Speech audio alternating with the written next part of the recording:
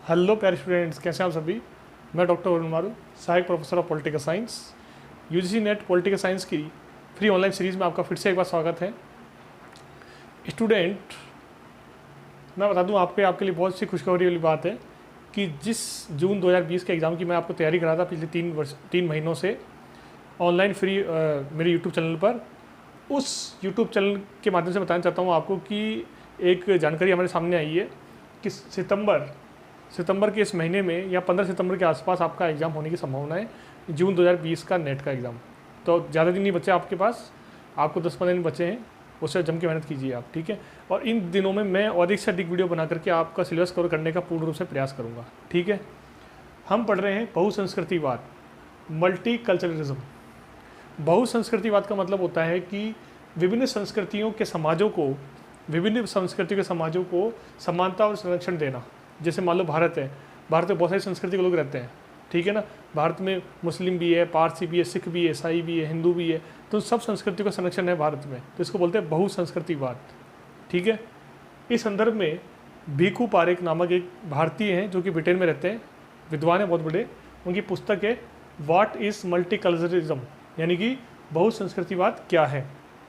इस पुस्तक में बोलते हैं कि जीवन का दर्शन क्या है, जीवन लाइफ का फिलॉसफी क्या है। वो बताते हैं कि बहुसंस्कृतिवाद जो है वो 3 आधारों पर डिपेंड करता है। नंबर 1 कि मनुष्य अपनी संस्कृति से जुड़े हुए रहते हैं, जो जन्म लेते हैं बच्चे वो अपने समाज से, अपनी संस्कृति से वो लोग जुड़े रहते हैं। नंबर 1 इनका आधार है इनके अध्ययन का। नंबर दूसरा आधार है कि हर संस्कृति जो है उसकी अलग सभ्यता होती है, अलग भाषा होती है, अलग विचार होते हैं। नंबर 3 हर संस्कृति में आंतरिक नई संस्कृतियाँ होती है, यानी कि एक संस्कृति है, जैसे हिंदू संस्कृति है तो उसमें जातियाँ बटी हुई है, तो एक आंतरिक संस्कृति हिंदू संस्कृति की, तो एक संस्कृति में आंतरिक संस्कृति होती है और कई बार संस्कृति में आंतरिक रूप से नई संस्कृतियाँ पैदा होती है, ठीक है। इसके अलावा मेरियम यंग नामक विद्वान हुए, मेरियम यंग, उन्होंने भी बताया है बहुसंस्कृतिवाद का समर्थन किया है और कहा है कि इसके द्वारा नागरिक संस्कृति समूह बनाए जाने चाहिए।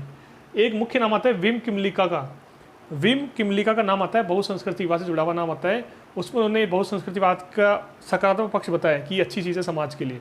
इसमें उन्होंने बताया कि अल्पसंख्यक लोग जो हैं, जिनकी संस्कृति के लोग कम हैं, भाषा के कम लोग हैं, माइनॉरिटीज़ जो हैं, उनको उनके अधिकार मिले और सरकार को उनकी संस्कृति की सुरक्षा करने के लिए जिम्मेदारी होती है सरकार पे। तो सरकार को उनकी कल्चर की सुरक्षा करनी चाहिए, सरकार को उनकी संस्कृति की, उनके धर्म की, उनके समुदाय की, उनके विशेषताओं की रक्षा करनी चाहिए, ये सरकार की जिम्मेदारी बनती है।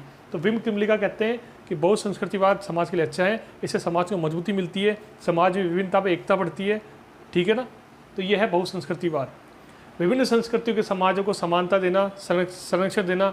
जैसे भारत में बहुत सारी संस्कृतियाँ हैं, आदिवासी संस्कृति, नवीन संस्कृति, शहरी संस्कृति, ग्रामीण संस्कृति, हिंदू संस्कृति, मुस्लिम संस्कृति, जैन संस्कृति, बौद्ध संस्कृति, इन सभी संस्कृति को भारत में सम्मान दिया जाता है। तो भारत में एक तरीके से बहुसंस्कृतिवाद है और भारतीय संविधान इसको संरक्षण देता है।